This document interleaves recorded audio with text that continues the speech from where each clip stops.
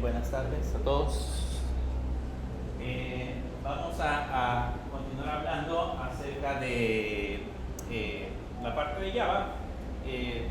Si se recuerdan, en la última clase estuvimos haciendo un ejercicio que tenía que ver con la parte de procesos de herencia, procesos de polimorfismo. Definimos por acá en la clase anterior una clase de tipo abstracta que tenía en ese caso un método que nosotros le llamamos getIngresos, y a partir de esa clase de empleado definimos otras subclases o clases hijas que iban a heredar en ese caso cada uno de los elementos, y lo que teníamos que hacer era sobreescribir el método que sería el getIngresos, porque justamente para cada tipo de empleado que íbamos a trabajar, pues el salario se iba a calcular de manera distinta.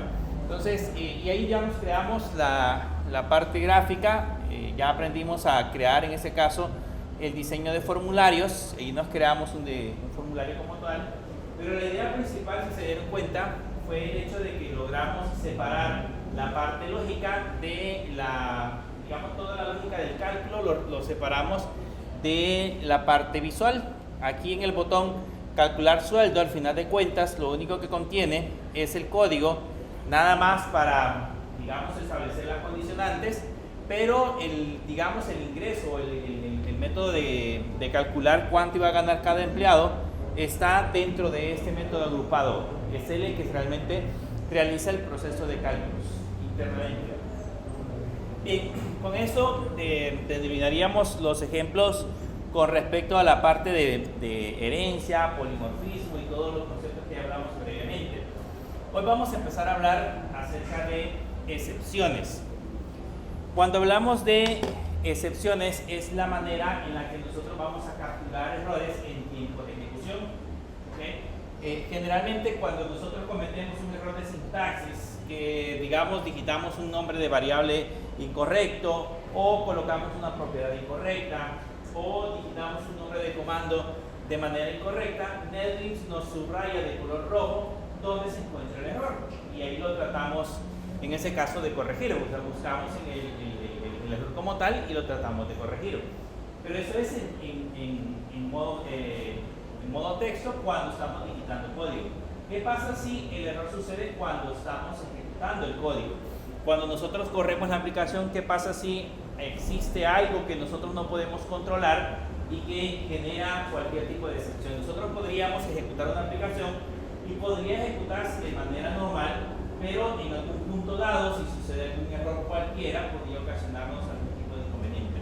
¿Qué errores son los que nos podríamos encontrar? Por ejemplo, imagínense que nos vamos a conectar a una base de datos. Probablemente las conexiones se hagan de manera adecuada durante el proceso de ejecución de nuestra aplicación, logremos llegar a la base de datos como tal y podamos manipular la información.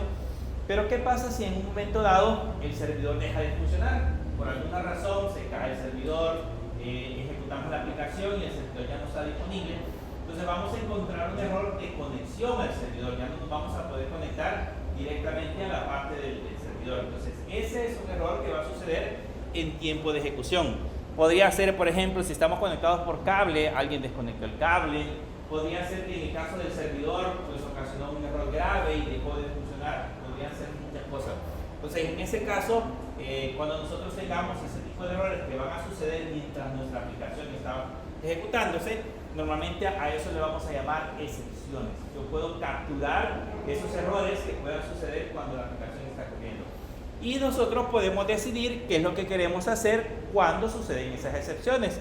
Normalmente Java, cuando sucede algún tipo de elemento como eso, lo que hace es detener la aplicación y mandarnos un mensaje de error con color rojo, y nos dice error garrafal, y ya nos aparece el mensaje de error que se ha generado. Pero nosotros podríamos decidir, si sucede el error, podríamos, por ejemplo, notificar al cliente. Si se desconectó la base de datos, por ejemplo, le podríamos decir al cliente, mire, revise la base de datos. Y al momento que la revise, intentar de nuevo hacer la conexión. No detener el programa, sino que continuar haciendo el proceso de ejecución de la aplicación. Entonces, ese proceso lo podríamos configurar, en ese caso manejando lo que le vamos a llamar excepciones. Y para ver un error clásico, vamos a ver el error más común, vamos a crearnos acá dentro de este paquete que teníamos acá, que era planilla. Vamos a crearnos aquí un nuevo archivo, una nueva clase, un Java Class. Y a ese Java Class le vamos a poner ejemplo excepciones.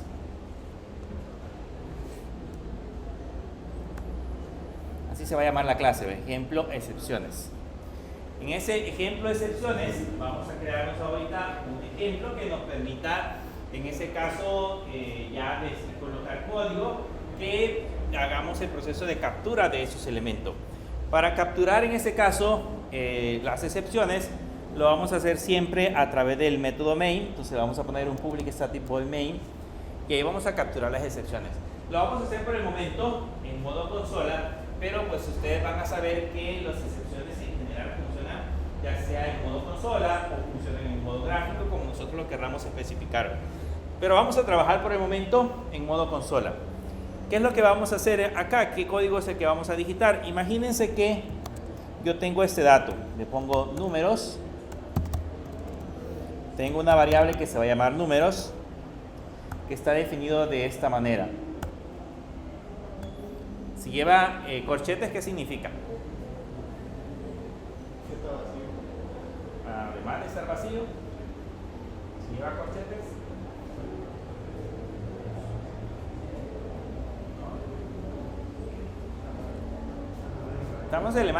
vamos a crear un elemento que es un array. Entonces vamos a crear un array. Si le colocamos corchetes, significa que el elemento que vamos a crear es un vector.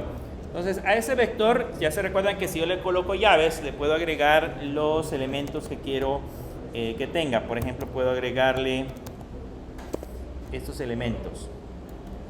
Y ese es un array. El array debería llamarse número. Así, debería llamarse números. Ese es un array simple. Nada más hemos definido el array que contiene, en este caso, 4 valores.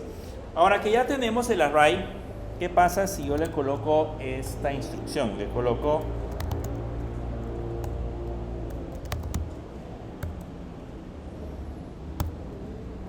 números y le agrego el valor de 4. ¿Qué sucedería? ¿Es correcto esa línea de código?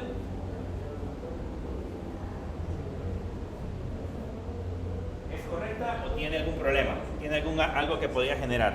¿O creen que funcionaría sin problemas? No, daría un error. ¿Por qué daría un error? Porque como los arrays empiezan a contar desde 0, llegaría hasta el 3. Llegaría hasta el 3. Si bien es cierto, números tienen 4 elementos, pero empieza desde el 0 hasta el 3. Y yo le estoy diciendo que estoy intentando imprimir el elemento número 4. Entonces, si estoy intentando imprimir el elemento número 4, me va a dar error. ¿Qué puedo hacer en este caso? Le voy a dar clic derecho, vamos a ver qué error es el que nos da.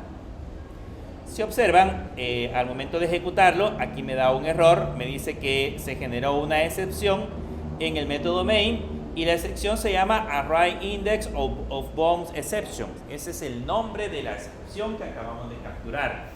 Entonces, como les decía, cuando capturamos una excepción, nosotros podemos decidir varias cosas.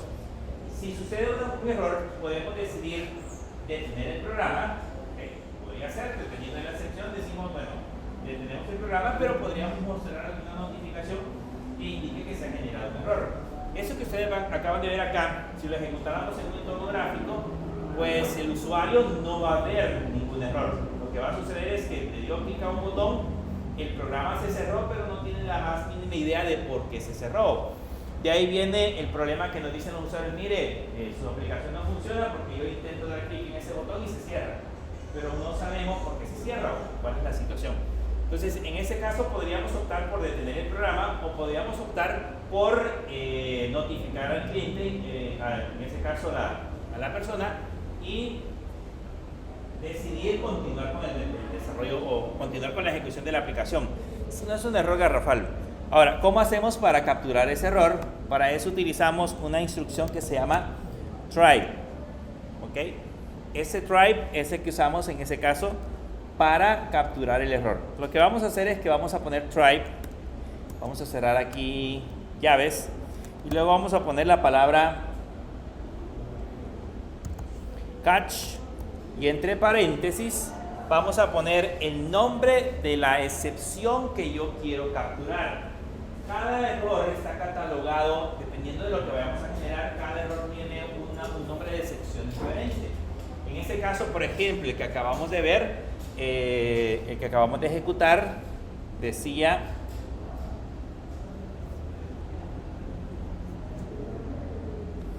vamos a ver qué decía. El que acabamos de ejecutar decía array index of bound exception. Entonces podemos copiarnos este código o esta línea y la podemos pegar acá. Esa es la excepción que vamos a capturar, la excepción que vamos a tener en ese momento. Como esta es como una variable, entonces yo le puedo poner aquí el nombre de esa variable. Esta variable es la que va a capturar una excepción de tipo array index of bound exception. Ese es el nombre de la excepción que vamos a capturar. Entonces, ahora, cuando suceda, yo encierro, si se dan cuenta, con el try estoy encerrando donde probablemente sucede el error. Eso es lo que hacemos con el try. O sea, yo le coloco dentro de las llaves donde probablemente se encuentre el error que se va a generar. O sea, si colocamos código que genera el error fuera de esas llaves, va a suceder lo mismo, se va a detener el programa. Entonces el try debe de estar, o en ese caso el código debe de estar justamente entre en las llaves, debe de estar el código que va a generar el problema. Eso es lo que vamos a hacer acá. Entonces ahí ya sabemos de que pues en esas líneas donde definimos el array y donde intentamos acceder, es donde tenemos el problema. Entonces, ¿qué hacemos ahora? Pues si ya encontramos el problema, le puedo decir con un mensaje de error, ya le puedo especificar índice no existe. Con ese try ya le podemos decir índice no existe.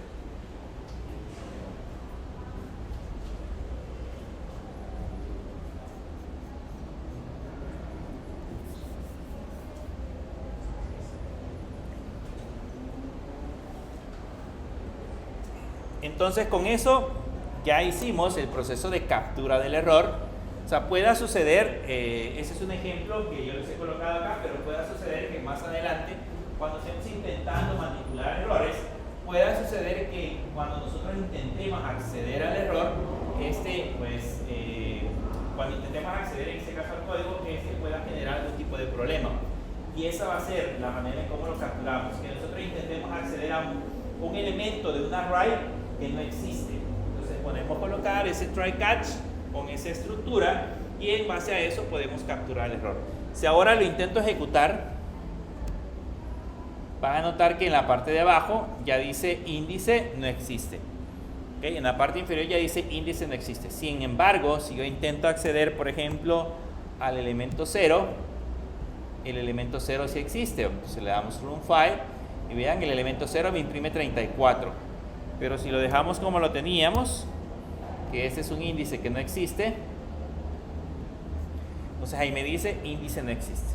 Ya no aparece el mensaje rojo de Java que teníamos en NetBeans que me está indicando que tenemos un error en tiempo de ejecución, sino que ya aparece más estructurado y yo puedo decidir qué es lo que quiero hacer con eso.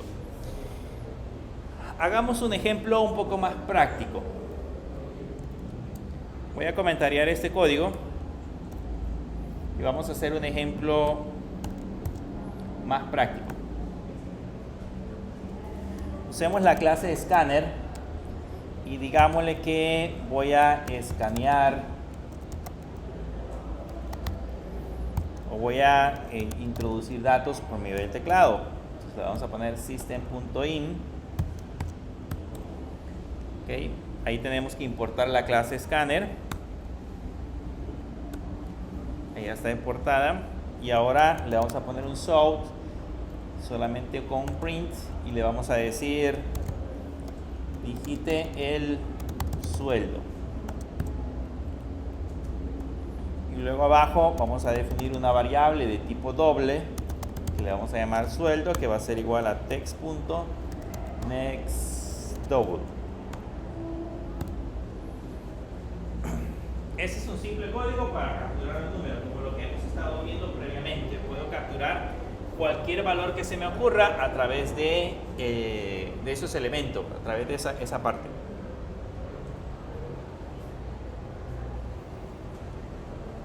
Ahora, hasta ahí no hay nada nuevo. Estamos intentando capturar un número cualquiera y lo estamos almacenando dentro de la variable sueldo. No hay nada diferente. O sea, es básicamente la introducción de un valor.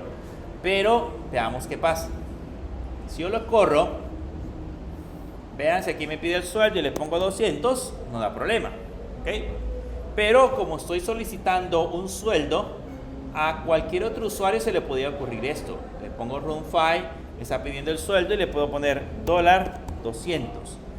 O sea que al número que estamos intentando ejecutar, ahora ya le estoy agregando un símbolo especial.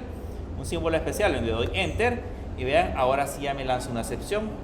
Me dice, en ese caso, con el input mismatch, una sección de tipo input mismatch exception.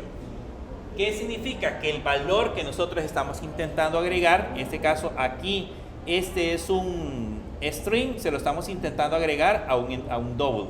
Entonces ya no coincide el texto que queremos introducir con el valor que estamos capturando. Ahí llega el proceso donde nosotros decidimos, ¿qué hago? Si se genera un error, ¿qué hago? ¿Continúo con la aplicación o lo detengo? O en este caso, vamos a hacer lo que vamos a tratar de corregir estos elementos. Voy a definir antes del escáner, voy a definir la variable sueldo. Entonces le voy a poner double sueldo, le vamos a poner un punto y coma, y voy a definir en la parte de abajo una variable que se llame boolean, que va a ser valor correcto igual falso. ¿Ok? Y luego vamos a definir en la parte de adentro, vamos a definir un do con un while en la parte de abajo, y a ese while le vamos a decir que se ejecute mientras la variable valor correcto tenga un valor de falso. ¿Ok? Básicamente vamos a crearnos acá un bucle. Originalmente la variable valor correcto tiene falso. Entonces el valor contrario del falso es verdadero. Por lo tanto, este bucle, así como está, sería un bucle infinito. Estaría ejecutándose constantemente. Estaría ejecutándose varias veces. Internamente, dentro del while, vamos a definir un try. Y aquí le vamos a poner un catch. Y vamos a capturar en ese caso el error que teníamos previamente.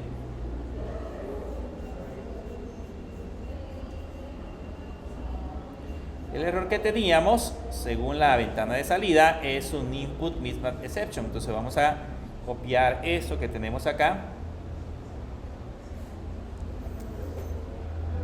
y lo vamos a poner dentro del catch. Y ahí le vamos a poner error.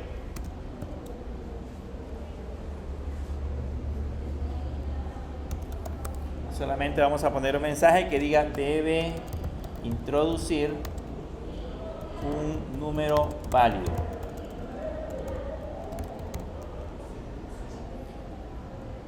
Así.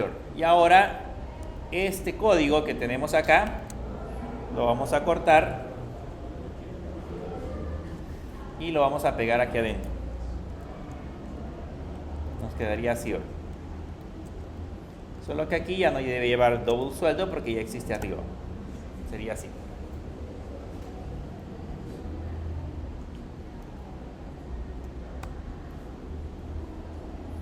Y este aparece de color rojo porque hay que importarla. Entonces ahí le damos al enter e importamos la excepción. El código nos quedaría así. Solamente le vamos a agregar aquí al final, le vamos a poner valor correcto igual true.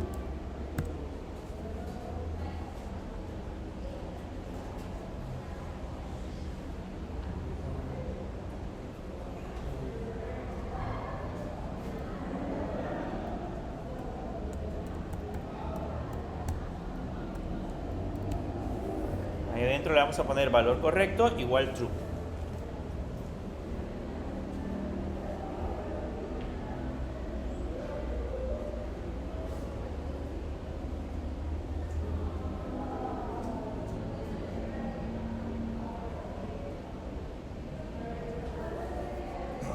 Bien, ¿cuál es la diferencia ahora con el código previo que teníamos?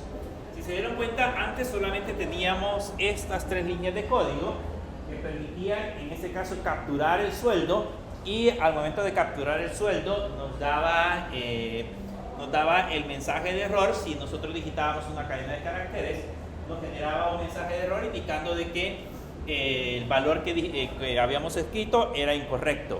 Y básicamente lanzaba esta excepción que tenemos acá, el input mutual exceptions, ¿ok? Ahora, ¿cuál es la diferencia con lo que vamos a hacer en este momento? Si se dan cuenta, la diferencia es que previamente definimos una variable que se va a llamar valor correcto, que es de tipo boolean y que tiene el valor de falso. Entonces, cuando entra el bucle, como le hemos puesto con punto while, entra sin ningún problema. La variable de valor correcto tiene falso. Venimos nosotros y solicitamos el sueldo, tal cual hemos definido acá. Y digitamos en ese caso un valor incorrecto. Digitamos con el signo de dólar, digitamos 200. Entonces, en esa línea se va a generar error. ¿Qué es lo que va a hacer? Se va a pasar al catch, en ese caso, lo va a capturar y nos va a decir debe introducir un número válido. Y luego va a ingresar al while, y como esa tiene falso, al invertido se convierte en verdadero. Y va a regresar. Va de nuevo a pedirnos el sueldo. Si volvemos a digitar un valor incorrecto, va a hacer lo mismo, va a estar repitiendo ese proceso. Pero ¿qué pasa si digitamos un valor correcto? Digamos que digitamos 200 y nada. Se lo asigna la variable, asigna valor correcto al valor del true y finaliza. Finaliza el código. Entonces, en ese caso ahí está haciendo un proceso y está obligando al usuario a que digite el valor correcto dentro de la aplicación. Esta captura de error ya no detiene el código, o sea, ya no hace un stop al momento de ejecutarlo, sino que ahora, a diferencia, nos manda un mensaje de error que nos indica que debemos de hacer en ese caso una corrección. Si lo tratamos de ejecutar, la diferencia ahora es, vean, la diferencia es digito el sueldo. Si le pongo $200, ahí me dice debe introducir un número válido. Si le pongo ABC, por ejemplo, debe introducir un número válido, pero si le pongo 200, ya termina. Entonces, este bucle que tenemos acá es básicamente eso. Está ejecutando el proceso hasta que nosotros hayamos digitado un valor correcto.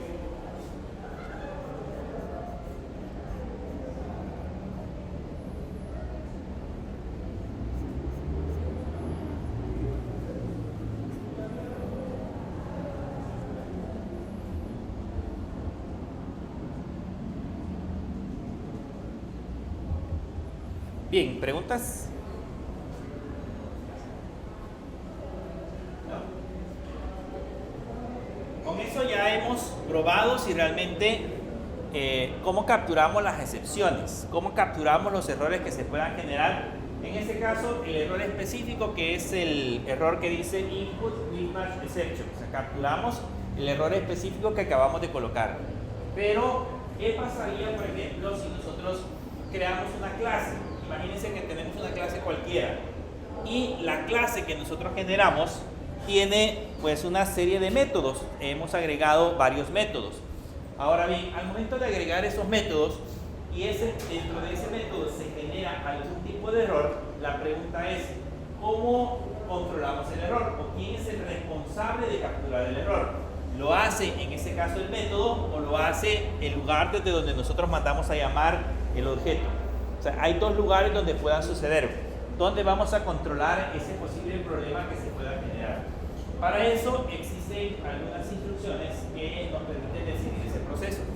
Básicamente depende de cómo nosotros lo queramos manipular. Si queremos centralizar el proceso de capturar el error, entonces lo podemos hacer, en ese caso, lo podemos hacer directamente en el método. O si no, podemos ir capturándolo de manera independiente cuando mandamos a llamar el mensaje. Vamos a hacer un ejemplo. Vamos a crearnos ahora otra nueva clase aquí dentro de planilla. Y a esa nueva clase le vamos a poner capturar valores. A la nueva clase le vamos a poner capturar valores.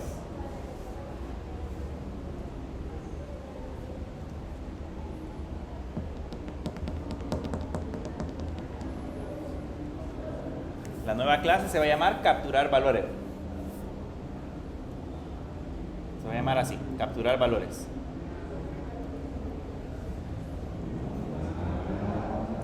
Ahora, a esta clase lo que vamos a hacer es agregarle el proceso de captura. Le vamos a poner un public double y le vamos a poner getValor y vamos a capturar. En eso vamos a crear el método que se encargue de descentralizar lo que ya vimos previamente.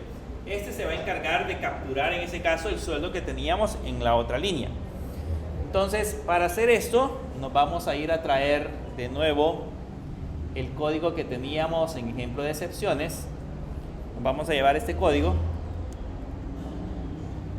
Voy a comentariar esto para que les quede, para que quede como ejemplo. Vamos a dejar comentariado esta parte, así, y solamente nos vamos a llevar este código, solamente para que quede como ejemplo.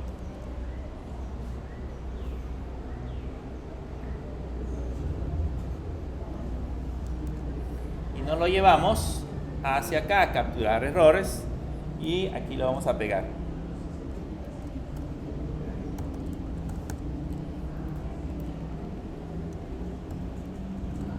A este le vamos a poner un double sueldo y este vamos a capturar la clase scanner.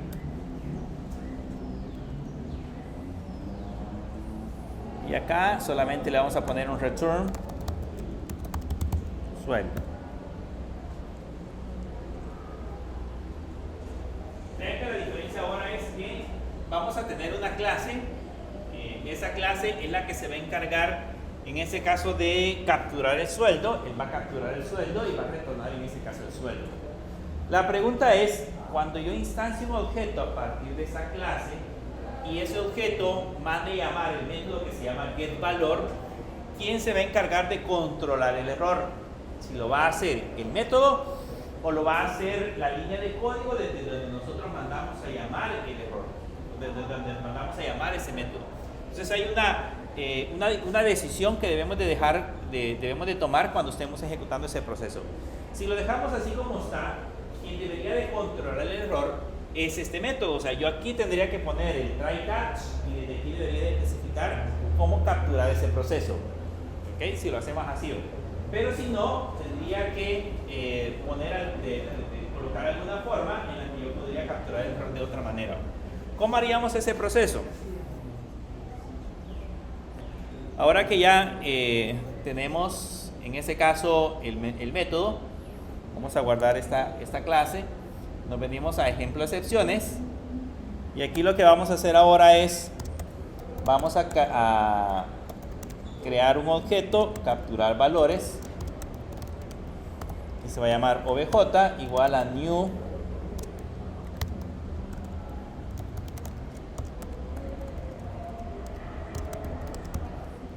capturar valores. Y ya creamos el objeto. Y ahora vamos a ir a traer el sueldo, le ponemos double sueldo igual a obj punto getValor. Es básicamente el mismo proceso que teníamos anteriormente. La diferencia es que ahora este código que teníamos aquí arriba lo tenemos acá, lo tenemos en un método. Está guardado en un método, pero se lo vamos a mandar a llamar directamente desde acá. Entonces allá nos creamos un objeto. Ese objeto que acabamos de crear ya me manda a llamar a ese método que se llama getValor y en ese getValor ya debería de ejecutar el mismo proceso de capturar, en este caso, el sueldo. Capturar el sueldo que vamos a generar. Veamos ahora si lo ejecuto, ¿qué pasaría? Vean, si lo ejecuto, en esta parte de acá me pide el sueldo, le puedo poner 200 y no da ningún problema, funciona bien si coloco el valor correcto. Pero ¿qué pasa si le colocamos $200? Vean, ahí ya me generó el error, es el que previamente teníamos. Me dice que hay un error de tipo input mismatch exception y nos dice que está en la línea 18 de capturar valores, o sea que está en esta línea. En esta línea se generó el error. Entonces, yo les decía, ¿aquí qué podemos hacer? Pues podría poner aquí el try catch, por ejemplo, y empezar a codificar el error. Pero si yo quiero que el error lo manipule en lugar de donde mandamos a llamar el método, lo que vamos a hacer acá es colocar la instrucción que se llama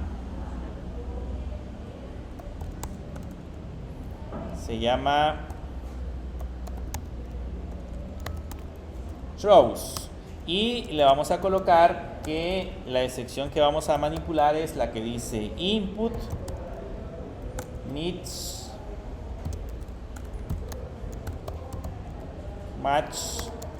exception, y esta la tenemos que importar.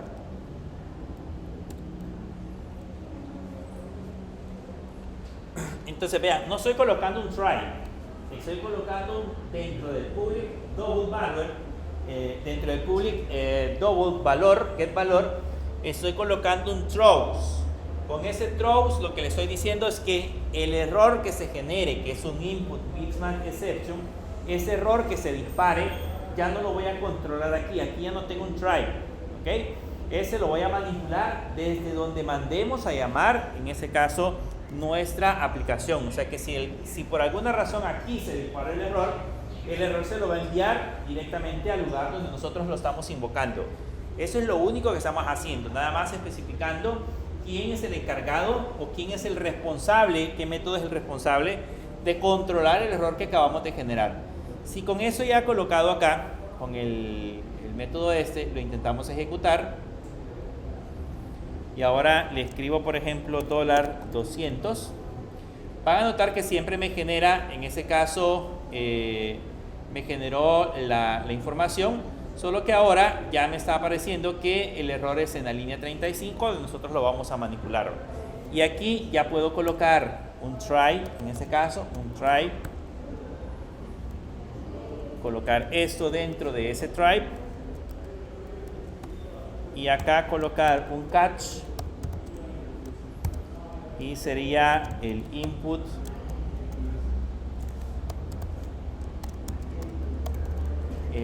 mismatch exception, y aquí ya le podríamos decir digite un valor válido. Entonces ya está manipulando el error, lo está manipulando quien llama. Yo estoy mandando a llamar el método desde acá y él es el encargado de manipular el error. O sea, él va a decidir qué es lo que se va a hacer en el caso que genere un error de ese tipo. Para eso sirve, en ese caso, esa parte.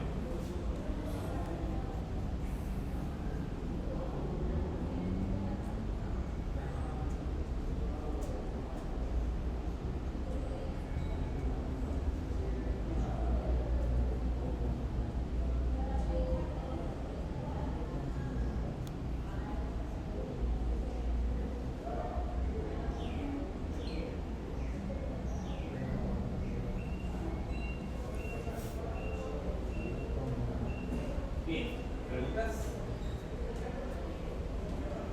¿No? Eso de las excepciones es una herramienta muy útil cuando ya estamos creando aplicaciones, porque va a ser muy común cada vez que nos querramos conectar a una base de datos, por ejemplo, intentar capturar un error.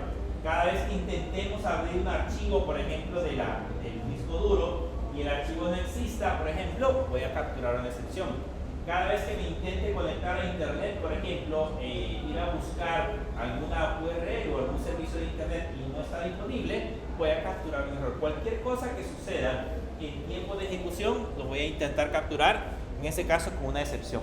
Ahora, solo que si se dan cuenta, aquí yo sé cuál es la excepción que se pueda generar, un input mismatch exception, ¿ok? Pero ¿qué pasa si desconozco la excepción? ¿Qué sucede si, digamos, el error que se vaya a generar no lo he encontrado y yo necesito capturar o hacer cualquier proceso si sucede cualquier otro tipo de error? Aquí yo puedo seguir agregando más excepciones. Le puedo poner otro catch y le puedo poner, por ejemplo, la excepción genérica se llama exception, por ejemplo. Esa es una excepción genérica. Significa de que ese objeto o esa clase captura cualquier error.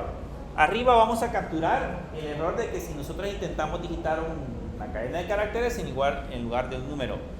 Pero abajo, en la que dice exception, vamos a capturar cualquier otro error que se pueda generar, cualquier otro problema que podamos encontrar. Para eso, vamos a ponerle por acá un sub y le vamos a decir error, le vamos a poner 2 puntos. Y esta variable que se encuentra acá, esta e, es la que estamos utilizando, esa tiene internamente un método que permite decidir cuál es el error. Si yo solamente le escribo error, pues no voy a saber de qué se trata. Pero si yo le pongo más e punto, este tiene un método que se llama getMessage.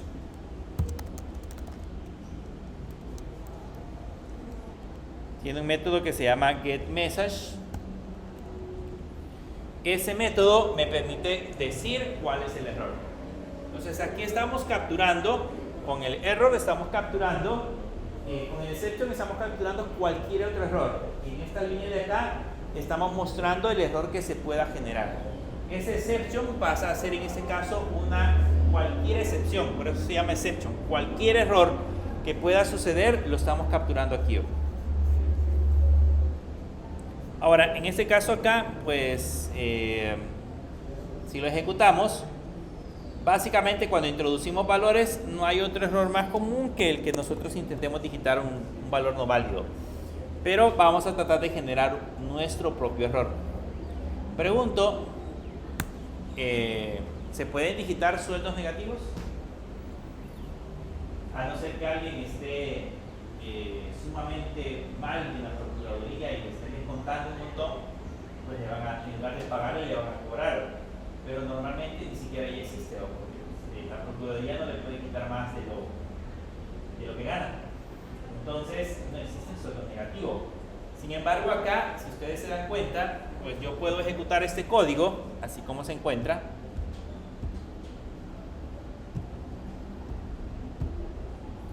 Ejecutamos este código. Yo le puedo poner, por ejemplo, menos 360, por ejemplo, y me lo acepta, porque es un valor válido, o sea, es un número negativo. Así que no, digamos que aquí no hay manera de que nosotros podamos evitar ese problema, pero podemos colocar nuestro propio error. Para eso le voy a poner un if y le voy a poner si el sueldo, por ejemplo, es menor que 0. Si el sueldo que estamos capturando en este caso es menor que 0, si lo logramos capturar, es menor que 0, puedo utilizar una instrucción que se llama throw.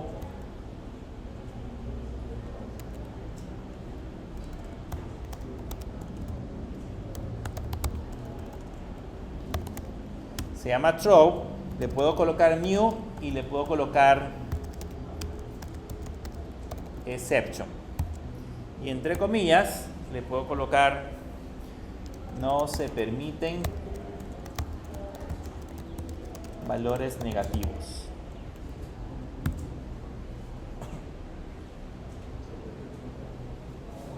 La diferencia ahora es que con el throw new exception no estoy capturando, estoy generando mi propio error. Lo que acabamos de hacer ahorita es generar nuestro propio error. Estamos creando como un objeto a partir de la clase exception y le estamos mandando el mensaje que debería de generar al momento que nosotros lo intentamos ejecutar. Entonces ahí básicamente lo que estamos haciendo es limitando. Si el sueldo es menor que 0, entonces lanzamos en ese caso la parte de la excepción. Entonces lo voy a ejecutar y si se van a dar cuenta, abajo dice digite el sueldo. Si le pongo 200, no hay problema, no me genera ningún mensaje.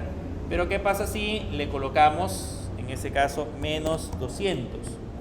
Ya me dice error, no se permiten valores negativos.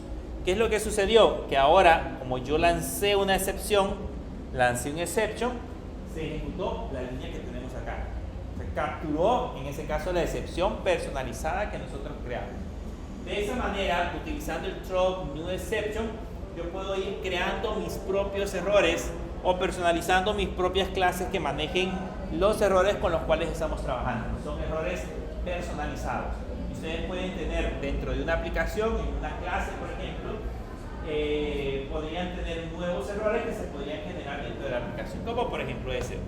Cuando capturamos un dato numérico no tenemos considerado el que no se incluya valores negativos, pero sí nosotros lo podemos personalizar haciendo uso del código que les acabo de mostrar. Bien, adicional al try catch, ya vimos que aquí puedo poner el try, puedo poner el catch varias veces. Existe un elemento final que se llama finally.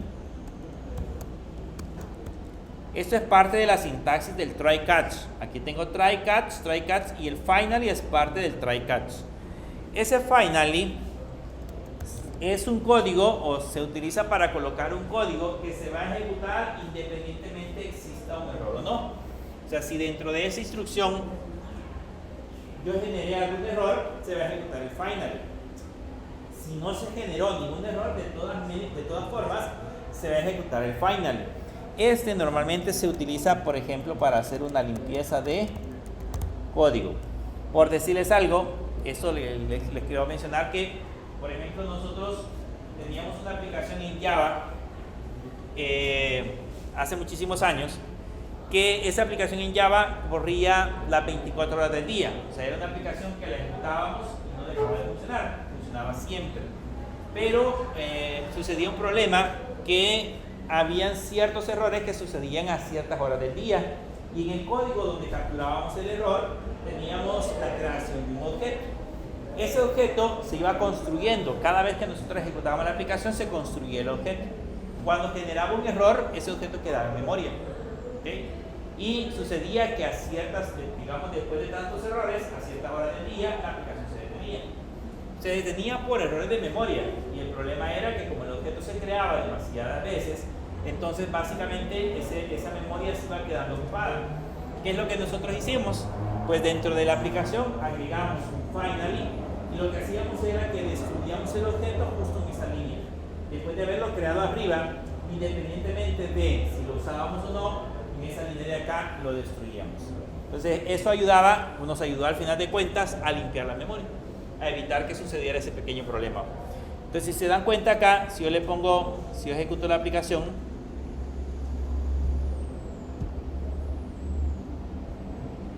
y le pongo, por ejemplo, 200, vean, siempre ejecuta limpieza de código. Si le escribo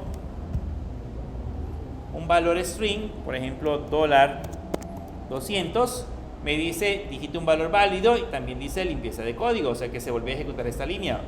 Y si lanzo la excepción de poner valores negativos,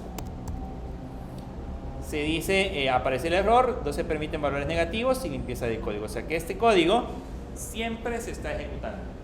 No importa si sucede o no un error, siempre se ejecuta el final. ¿Y para qué se utiliza? Dentro de un try catch normalmente se utiliza para poder capturar, en ese caso, algunos elementos con los cuales estamos trabajando. ¿Okay? Con eso ya tenemos cubierto el try catch de manejo de excepciones. Con eso ya ustedes pueden capturar cualquier excepción que nos vaya a presentar. Esto lo vamos a seguir utilizando cuando ya estemos trabajando con bases de datos y estemos conectándonos a bases de datos. Yo les puedo enseñar, por ejemplo, cuáles son las excepciones que se puedan generar cuando intentemos hacer la conexión, y las vamos a capturar de esta manera. De esa forma le vamos a decir al usuario, de alguna forma le vamos a decir al usuario de que no nos podemos conectar a la base de datos, que sucede algún tipo de error, etcétera, etcétera. Pero le vamos a notificar. Para eso va a servir el try catch. Bien, adicional a esto, quiero que vean qué pasa si colocamos este proceso acá.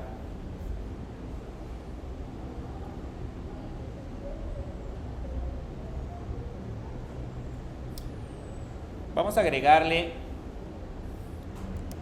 a esta parte, a capturar valores, le voy a agregar dos propiedades adicionales. Le voy a poner un private string nombre, y le voy a poner un private int edad. Solamente le vamos a poner el nombre y le voy a agregar dos propiedades a esa clase que ya previamente definimos como ejemplo para la captura de errores. Si quiero agregar el método constructor, ya saben que le dan clic derecho, se van a la opción que dice Insert Code y ahí seleccionan constructor y pues seleccionamos todos los elementos. Ya me genera el método constructor sin necesidad de escribir tanto código. Él lo genera. Si necesito generar los métodos para asignar y recuperar valores, me voy a Insert Code, le doy Get Setters, seleccionamos todos los valores, le damos generar y ahí tenemos los Get Setters. ¿Okay? Eso les va a servir para el examen de hoy. Como crear la clase rápido, lo van a hacer creando la clase y luego colocando los setters si quieren, para que no se les olvide. Si lo escribimos uno por uno, pues lógicamente nos vamos a tardar más tiempo, pero podemos aprovechar un poco las ventajas que tiene en ese caso NetBeans. Creamos el método constructor. Aquí ya tenemos capturar valores como método constructor, tenemos los métodos get y set agregados acá. Ahora, ya que tenemos creado este elemento, se van a dar cuenta que aquí ya nos genera un error. Como ya tiene dos propiedades y tiene un método constructor en esa parte de acá, cuando creamos el objeto ya me devuelve un error. Le vamos a poner aquí Juan, o le vamos a poner Ricardo como nombre y le vamos a poner 35, por ejemplo.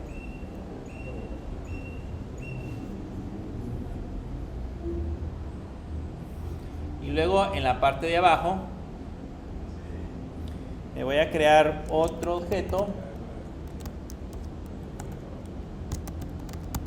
que se va a llamar obj2, que va a ser igual a new capturar valores, y le voy a poner lo mismo, le voy a poner Ricardo, 35.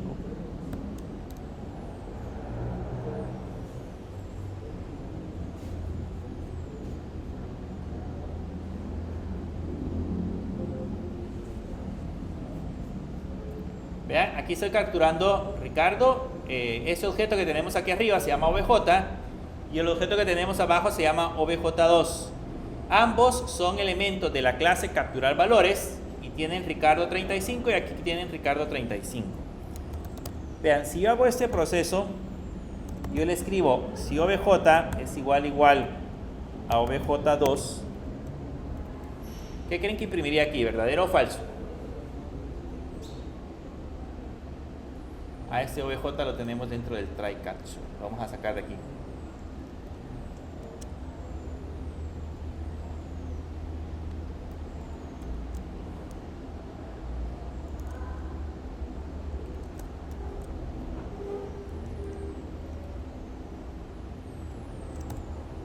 Por eso genera error abajo.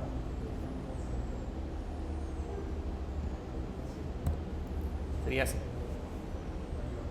No, me da error.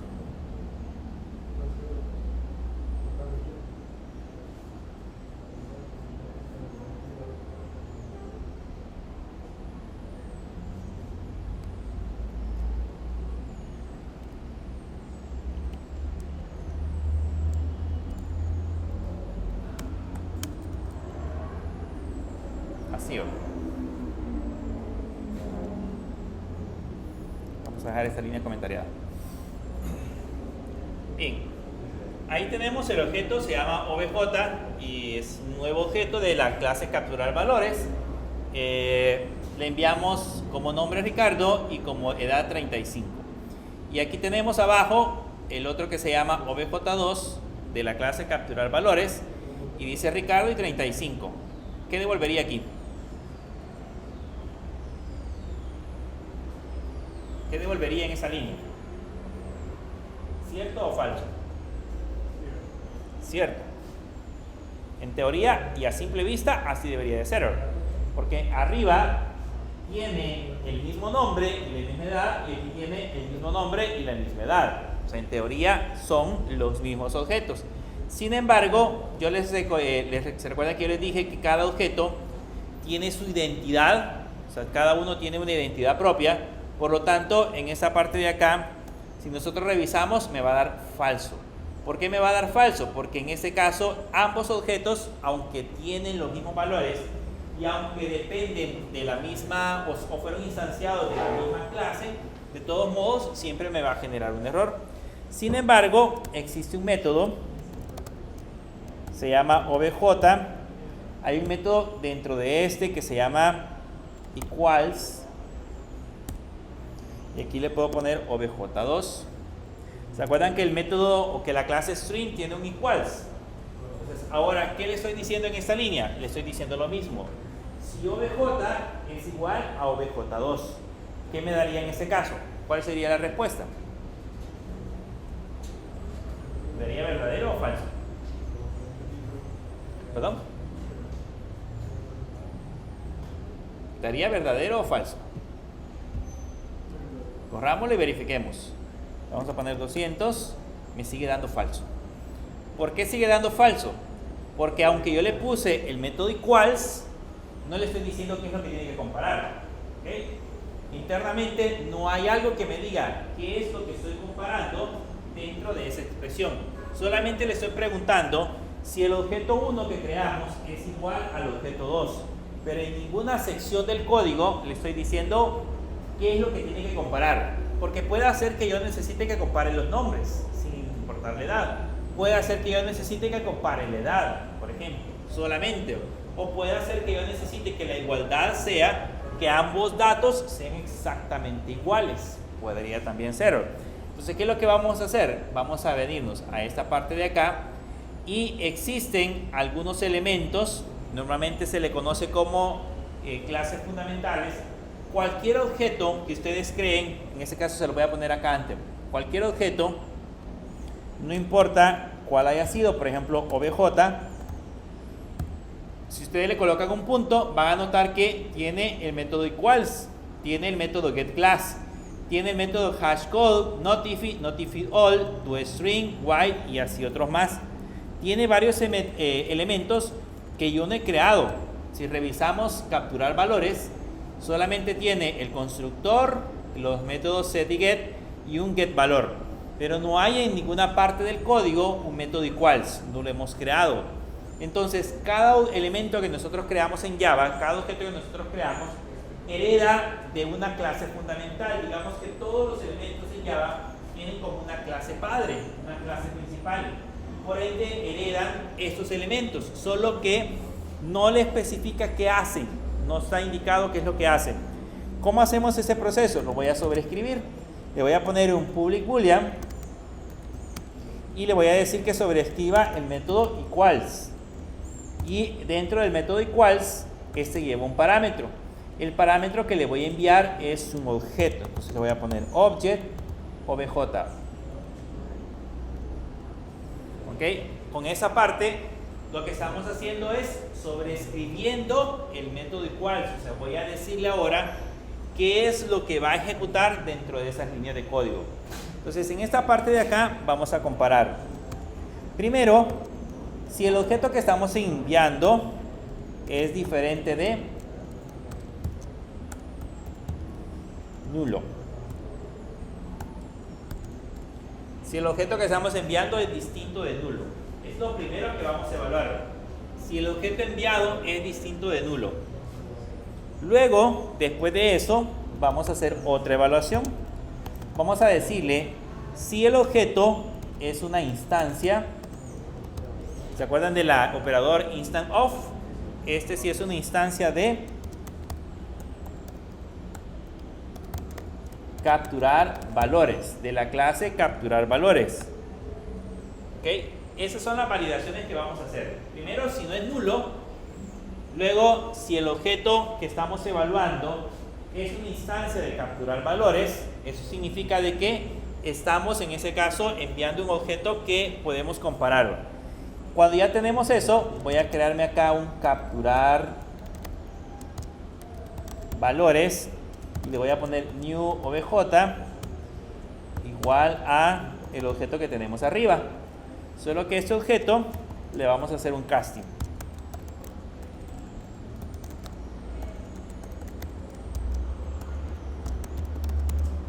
Vean, ahí le estamos haciendo un casting. ¿Por qué lo estamos convirtiendo a capturar valores? Porque aquí arriba, en la parte de arriba, es un objeto. Si yo no puedo igualarle a capturar valores, no le puedo poner igual a OBJ porque estoy asignando un objeto a una clase que no existe. Entonces debo de hacer un casting. Con ese proceso convertimos ese OBJ que teníamos arriba, lo convertimos ahora a un objeto de la clase capturar valores. Ahora sí, ya puedo comparar. Ya le puedo poner si en ese caso ese nuevo objeto que enviamos, punto, este tiene un método que se llama getNombre. Si el nombre que nosotros estamos enviando es igual, como es un string, tiene el método equals, es igual a el método que tenemos del objeto principal, que sería getNombre. Si esto es cierto, entonces retornamos true. En caso contrario, por acá retornamos falso. Entonces, con ese pequeño código sobreescribimos el funcionamiento del método equals. Con ahí ya le estamos diciendo si el método, si el objeto que enviamos no es nulo, y adicional a eso, si el objeto que enviamos es una instancia de capturar valores, y adicional a eso preguntamos si el nombre del objeto que enviamos es igual al nombre del objeto actual con el que estamos trabajando. Si ambos valores son iguales, entonces que retorne true. Entonces ahí sí ya va a devolver la otra línea de código, ya me va a devolver si en ese caso es valor de verdadero o falso, dependiendo del valor que le hayamos colocado. Si ahora lo guardo y nos venimos a ejemplo de excepciones y lo corro, van a notar que ahora ya me dice aquí true. Ahora ya aparece true. Si por el contrario aquí le colocamos, en lugar de Ricardo, le colocamos Ricardo Cortés y lo ejecutamos, hoy ya dice falso. ¿Por qué ya dice falso? Porque pues el nombre de arriba decía, en el objeto de arriba dice solo Ricardo y aquí dice Ricardo Cortés, ya son diferentes. Entonces ya me está evaluando. ¿Qué es lo que sucede? Cuando le damos obj2, si se dan cuenta en esta parte de acá, aquí recibe ese obj2, o sea, aquí recibe el Ricardo Cortés. El Ricardo Cortés lo evalúa solamente con Ricardo. Aquí le pregunta si Ricardo Cortés que tenemos acá es igual a Ricardo. Si son iguales, devuelve true. Como son diferentes, devuelve falso. Entonces ahí hace el proceso de evaluación. Y aquí puedo seguir agregando más expresiones. Esto lo puedo hacer más complejo. Le puedo seguir agregando si también la edad es igual a la edad que hemos introducido, entonces evaluamos los dos parámetros. ¿Okay? Puedo hacer más complejo el proceso de evaluación, solamente sobreescribiendo en ese caso el valor que teníamos acá. Con eso sobreescribimos el método equals.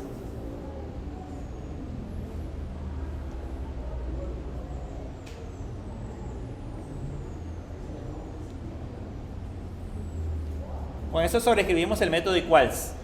Ese es uno de los primeros métodos que acabamos de hablar, sobreescribir solamente el método equals. Pero no solamente se puede sobreescribir ese. Vean qué pasa si le coloco que me imprima obj y si le digo que me imprima obj2. Voy a imprimir obj y voy a imprimir obj2. Okay, voy a imprimir ambos objetos. Vean lo que va a suceder. Si lo ejecuto, por acá me imprime, esto es lo que imprimió acá ahora.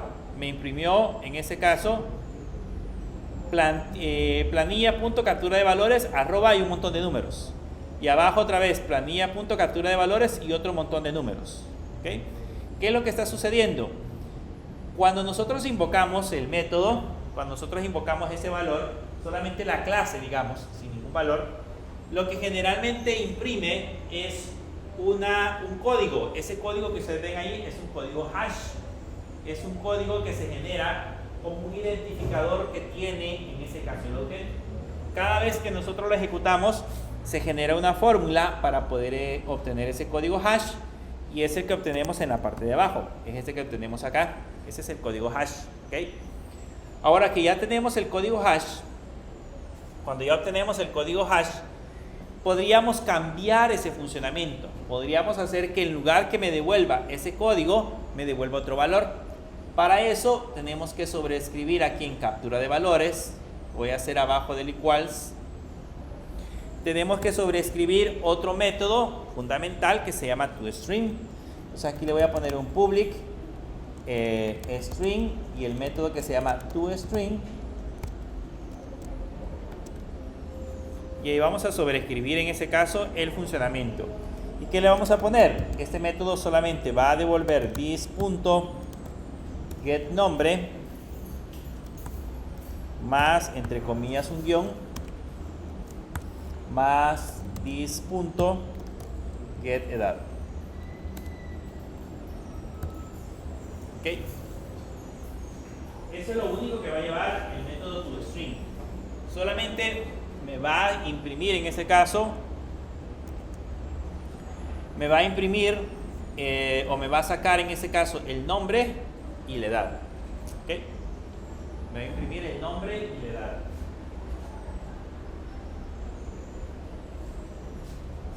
Veamos ahora qué sucede con esta pequeña modificación que colocamos acá de sobreescribir el método toString. Ya la clase que mandamos a llamar ya no debería de imprimir el código, el hash code, sino que debería de imprimir otro valor. Entonces si vamos hacia acá y lo ejecutamos, van a notar que ahora aquí dice Ricardo 35, le voy a poner aquí Ricardo Cortés y le vamos a poner 20 años para que vean que son diferentes.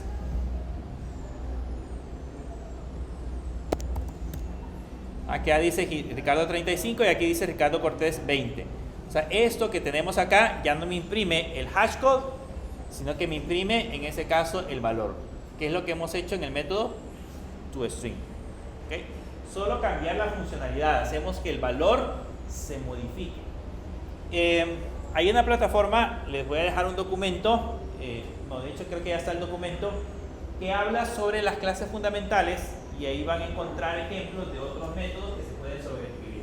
Aquí hemos colocado nada más el método equals y el método toString, pero para cada objeto tiene un montón de elementos. Si ustedes le ponen acá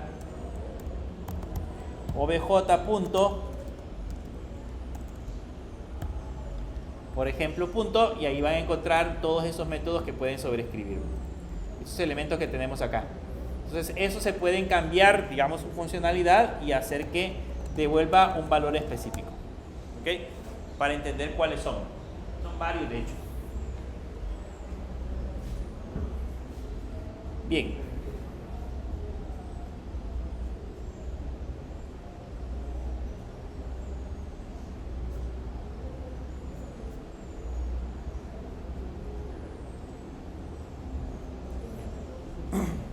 Hablemos ahora de colecciones.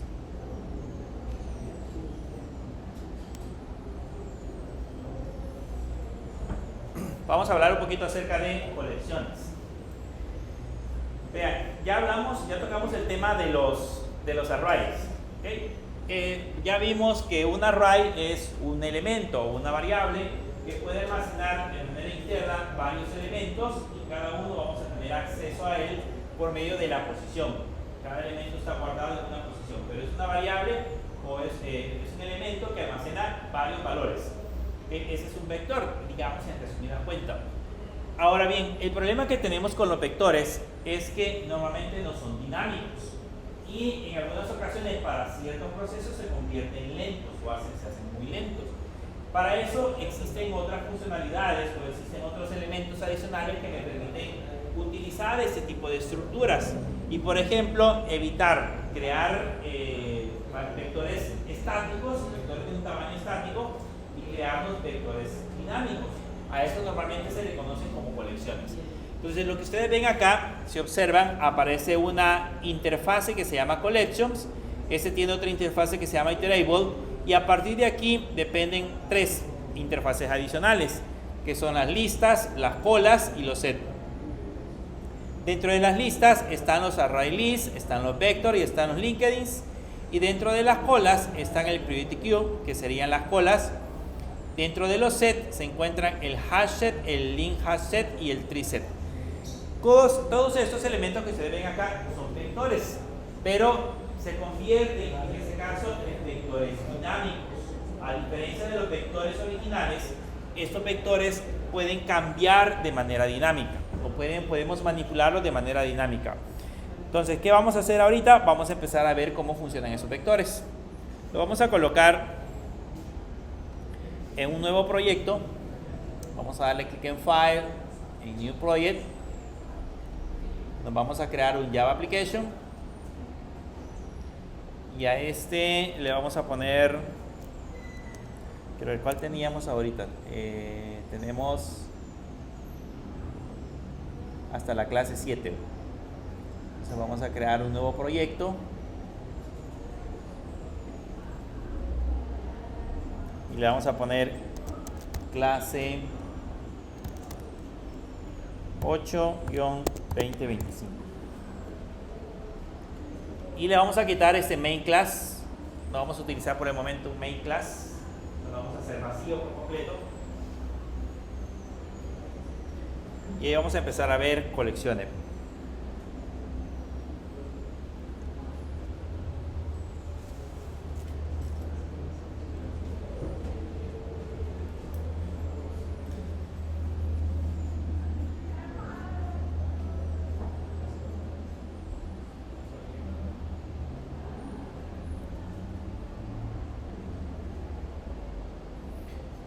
Bien, ahí le damos finalizar y ahí nos va a crear el paquete, o nos va a crear en este caso el proyecto, donde dice sort package. Le hacemos clic derecho, le damos new y le damos Java package. Ahí se recuerdan, ahí me crea por el momento un default package para no tener problemas. Le damos en sort package, new, y ahí le damos Java package. Vamos a crear un paquete dentro del nuevo proyecto que acabamos de diseñar. A ese proyecto le vamos a poner, o a ese paquete le vamos a poner colecciones. Ahí va a aparecer el paquete que se llama colecciones. A ese paquete le vamos a poner colecciones.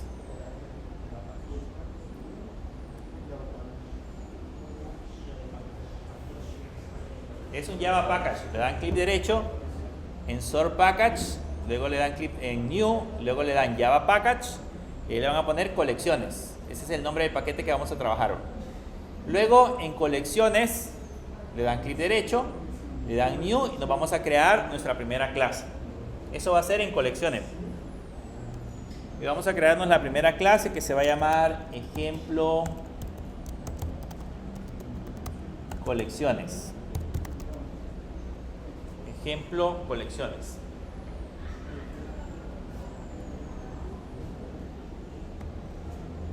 Y ahí ya tenemos la clase. A este hay que agregarle el método main. Entonces le ponemos public static void main para que tenga el método main.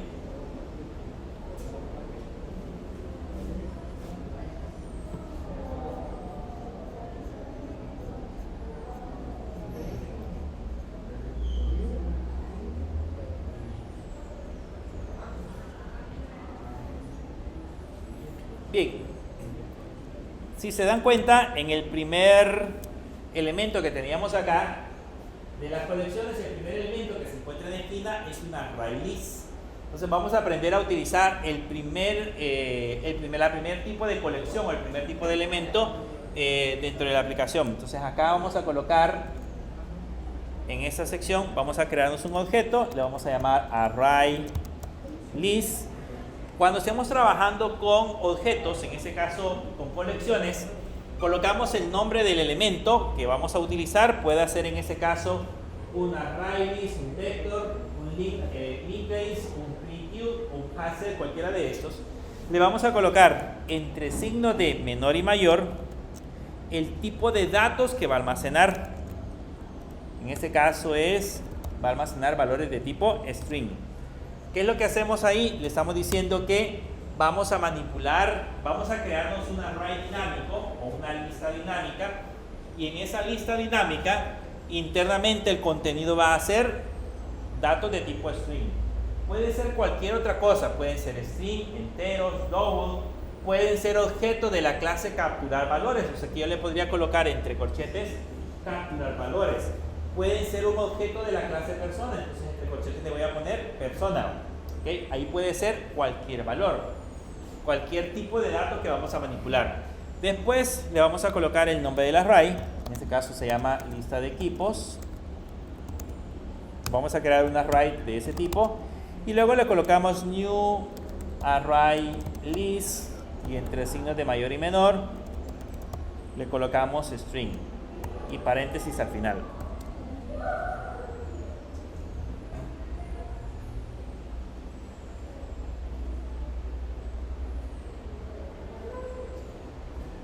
Si está de color rojo es porque hay que importarlo. Entonces ya saben, al enter en ese punto y le dan importar.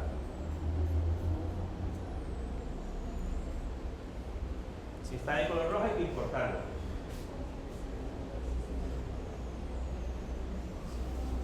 Bien, esto es, si lo ven de esta manera, es como que hayamos creado este vector. Le hayamos puesto string, lista de equipos, abrimos corchetes, igual a new string. La diferencia es que aquí le teníamos que haber colocado, por ejemplo, el tamaño. Es lo mismo, solo que ahora estamos creando un array dinámico. Esa es la diferencia. Agreguémosle elementos. Vean que yo no le he puesto, a lista de equipos no le he puesto cuántos elementos va a tener. En ninguna parte del código le he puesto el tamaño. Pero le puedo poner lista de equipos. Este tiene un método que se llama add y aquí adentro ya le puedo colocar, en este caso, los valores. Díganme equipos de fútbol, nombres de equipos de fútbol. Real Madrid. El Real Madrid. Copiamos y pegamos otra vez. Otro nombre de equipo. El FAS. Otro nombre de equipo.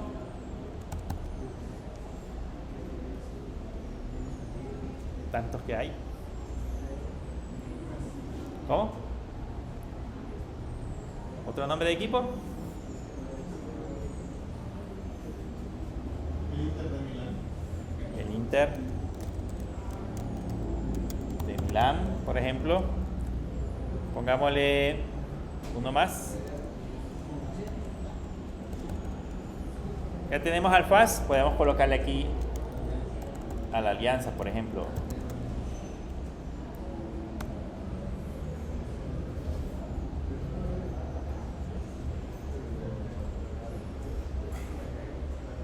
Vean, ese vector se llama lista equipos y contiene 4 elementos. Tiene Real Madrid, FAS, Inter de Milán y Alianza. Contiene esos 4 elementos. En este caso corresponde a un vector. Pero yo no le he agregado en ninguna parte del vector que obligatoriamente almacene 4 elementos. Yo le almacené 4. Podría seguirle agregando. Entonces, de manera dinámica puedo hacer que ese vector crezca, que se haga más grande. O puedo hacer incluso que decrezca, o sea, que eliminemos algún elemento. Si se recuerdan, por ejemplo, con los vectores, yo no puedo eliminar un elemento de la lista. ¿Okay? Pero en el caso de las listas puedo agregar, eliminar o incluso cambiar un elemento.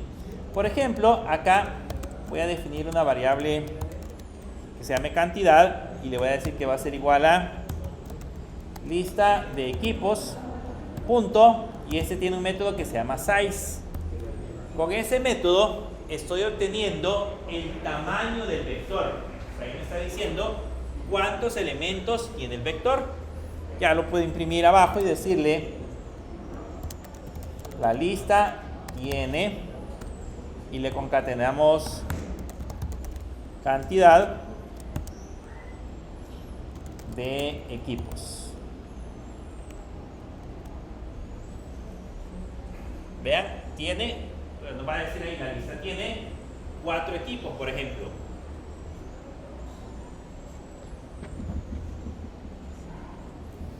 Aquí quiere decir 4 equipos, así nada más.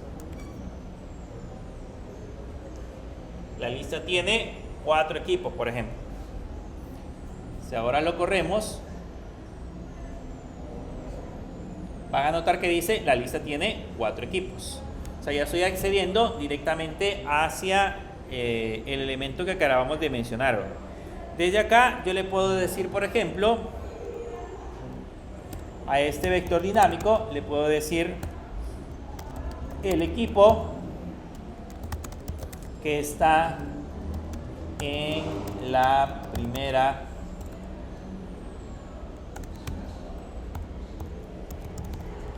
primera posición es 2 puntos.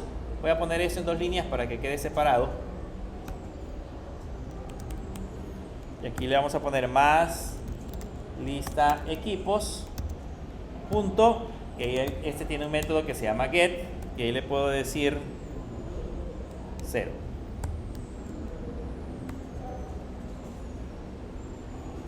Entonces con eso ya tenemos acceso al primer elemento. Si quiero tener acceso al Inter de Milán, por ejemplo, ¿qué número sería? El Inter de Milán, ¿qué posición tendría? La posición 2, empezando de 0, 1, 2. Yo le tendría que poner aquí get 2. Y así sucesivamente puedo seguir accediendo a cada uno de los elementos que tenemos dentro de la lista. Si se dan cuenta, ya no usamos corchetes para tener acceso. Ya no le pongo corchetes sacados, sino que le pongo el método get para tener acceso al elemento específico. No es como lo hacíamos directamente en los arrays. Entonces ahora si ya lo imprimo, dice que el equipo que está en la primera posición es, por ejemplo, Real Madrid. Adicional abajo, yo podría imprimir la lista de equipos. ¿Cómo lo podríamos hacer? Puedo generar un for y internamente generar una variable i que originalmente sea igual a 0, que esta variable i se ejecute mientras lista equipos punto sea menor que que el tamaño del vector en ese caso. Lista de equipos, o en este caso la variable i se va a incrementar, y adentro ya podría imprimir en ese caso lista equipos punto get y la variable i. Y con eso ya obtendríamos la lista de equipos.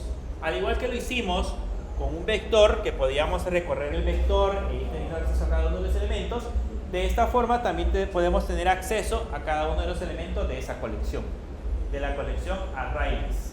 Y ahí me imprimiría en ese caso esos elementos que acabamos de mencionar.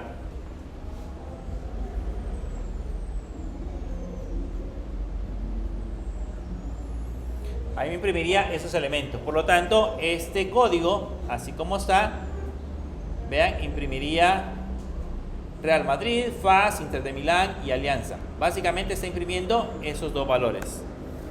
¿Hay alguna otra manera de poder recorrer un vector? Sí, esa es la manera más práctica, o la que nosotros hemos aprendido en las clases anteriores, generando un for, y a través del for nos vamos a ir directamente a cada uno de los elementos.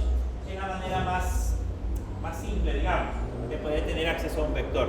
Sin embargo, podemos tener acceso a un vector de otra forma. Si se dan cuenta,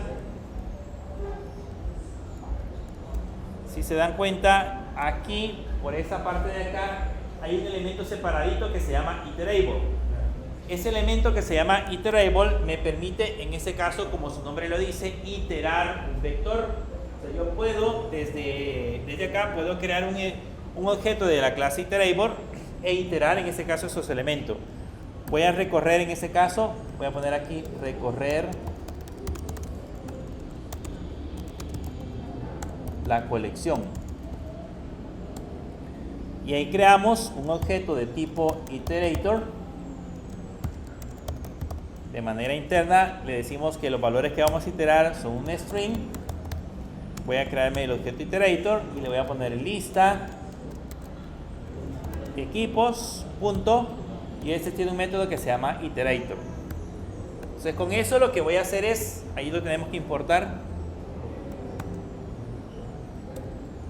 Con eso lo que voy a hacer es crearme un objeto de tipo iterador, un objeto que me permita en ese caso desplazarme o movernos sobre el objeto que acabamos de crear. Entonces aquí le puedo poner de manera interna un while y decirle, por ejemplo,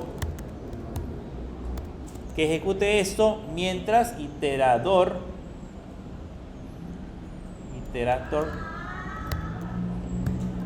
tenga un elemento. Ese hash next lo que hace es determinar que si nosotros, digamos, lo que hace el iterador es posicionarse en el primer elemento, en el primero que tengamos. Imagínense eso como una lista de Excel. Me voy al primer elemento y me coloco en esa posición. Entonces lo que hace es que el iterator lo que hace es preguntar si después de esa posición existe un elemento más. Entonces va internamente, digamos, moviéndose. Y aquí adentro ya puedo crear un objeto. Le voy a poner un object de tipo equipo igual a iterator.next. Iterator.next. Y abajo ya puedo imprimir ese equipo.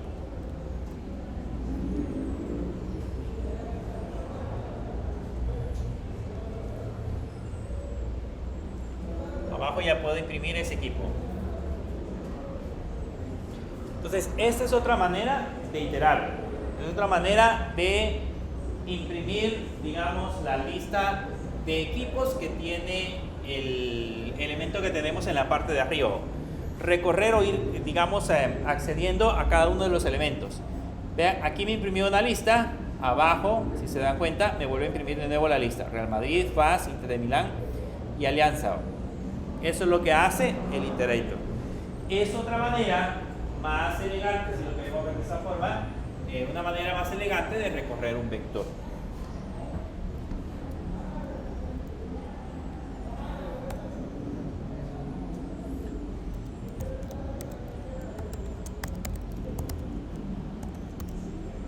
Agreguémosle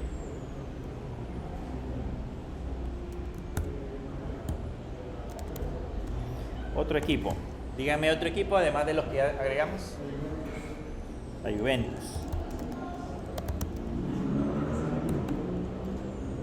Lista equipos.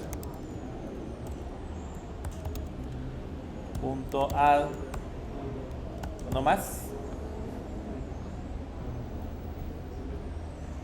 Uno más.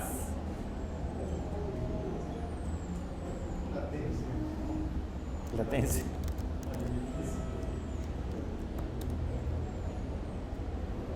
Y agreguémosle otro más. Lista equipos punto add. ¿Cuál sería el otro?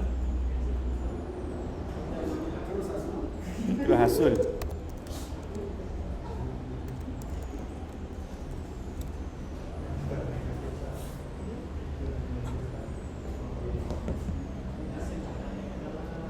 Si se dan cuenta, aquí arriba tenía 4 equipos y aquí abajo le agregamos 3 más. Significa que el vector se convierte en un vector dinámico. O sea, le puedo seguir agregando la cantidad de elementos que necesitemos. Lógicamente, pues a nivel de memoria, eso va a ir ocupando más espacio de memoria, pero de alguna manera nos hace que sea más dinámico. Voy a colocarle aquí, por ejemplo, que me voy a crear una variable que se llame post. Le voy a poner lista equipos punto y le voy a colocar index of y le vamos a colocar que busque FAS. Vean, esa función que acabamos de colocar ahí, que dice lista de equipos punto index of y entre comillas FAS, lo que hace es ir a buscar en la lista cuál elemento coincide con esta palabra y devolvernos el índice. Por lo tanto, aquí lo que va a decirnos es la posición donde se encuentra FAS. Si yo le pongo adentro del index of, le pongo por ejemplo Platense o le pongo Juventus, me voy a ir a buscar en qué posición del vector se encuentra, en ese caso, ese elemento y devolvernos su posición. Por lo tanto, abajo, yo ya le puedo colocar el faz, por ejemplo, se encuentra en la posición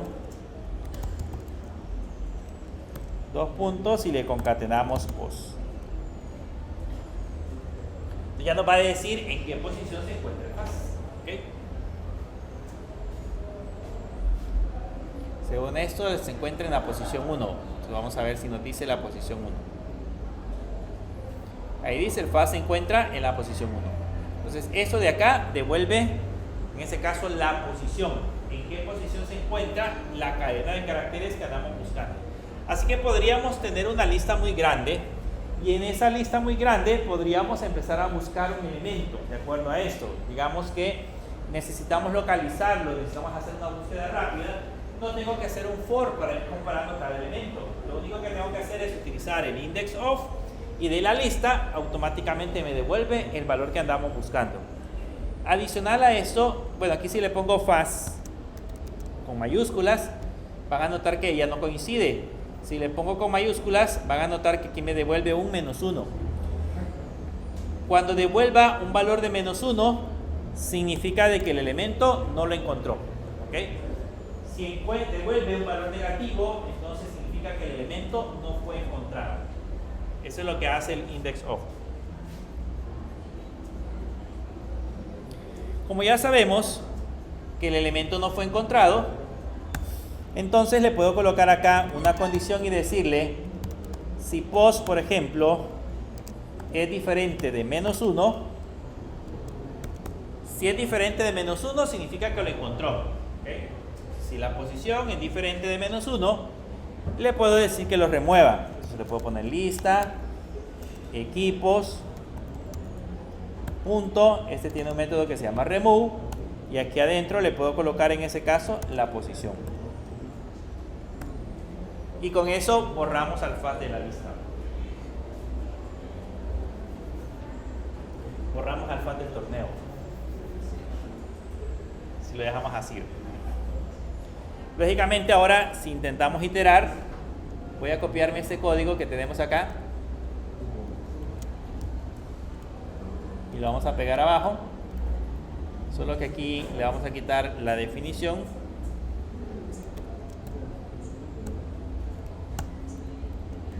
Van a notar que al volverlo a imprimir, el faz ya no va a estar. Esta línea de acá, primero busca el faz, digamos busca el elemento que contenga esta palabra, imprime que está en la posición 1 y verifica si la variable pos es diferente de -1 es porque lo encontró. Si lo encontró, lo remueve y en esta parte de acá lo imprime de nuevo. Entonces voy a ejecutarlo y van a notar que después ya no aparece, ya solo aparece Real Madrid, Inter de Milán, Alianza, Juventus, Platense y Cruz Azul. Ya no aparece el faz porque en esa línea lo eliminó.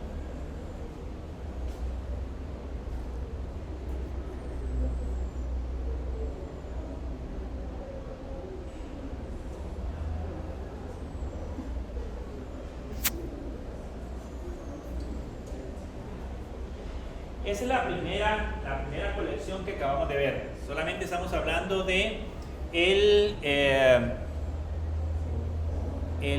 elemento que en ese caso sería el array list. Pero hay varios que tenemos que analizar, cada uno con sus diferentes ventajas. Vamos a ir haciendo ejemplos de cada uno más adelante para que entiendan para qué sirven los vectores. Porque de hecho los vamos a ocupar cuando ya estemos trabajando en la aplicación. ¿Okay? Bien. Si no hay preguntas,